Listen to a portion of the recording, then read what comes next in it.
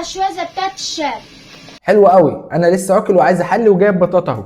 انا لسه جايب بطاطا اهوت وهحل معاكي. انا اهو جايب البطاطا عشان اتعلم الطريقه بتاعتها منك. في بس ملحوظه صغيره ان هي بقى اسم الاكونت بتاعها مطبخ ام زياد حبيبه بقى. يعني دي حبيبه بقى، دي مش ام زياد، دي حبيبه بقى. يعني دي مش حبيبه بس برضو عشان لو حد هينادي عليها، دي حبيبه بقى. يلا بقى.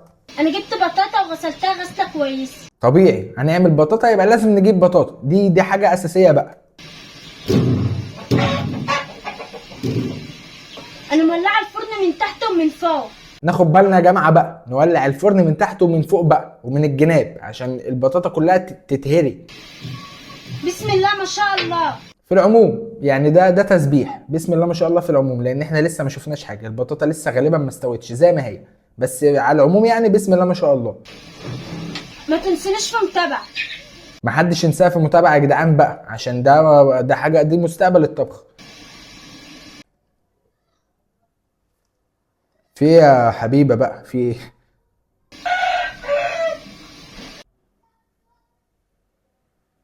في إيه يا حبيبه؟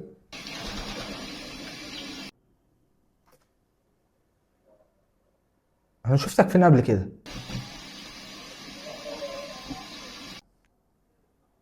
بتشبه عليا. بحبكم في الله.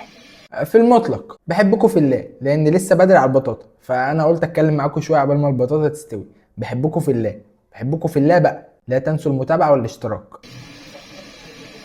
بشكر كل اخ واخت بيتابعوني. في المطلق برضو انا لان لسه بدري على البطاطا، انا لازم اخد ودي معاكم في الكلام، مش هقعد استنى، مش هعمل مونتاج. فبحبكم في الله بسم الله ما شاء الله، سبحان الله وبحمده سبحان الله العظيم. بشكر كل اخ واخت بيتابعني هنا. لا بقى، لا بقى، انت بتشبهي عليا ولا ايه يا حبيبه بقى؟ في ايه؟ في انا انت وترتيني.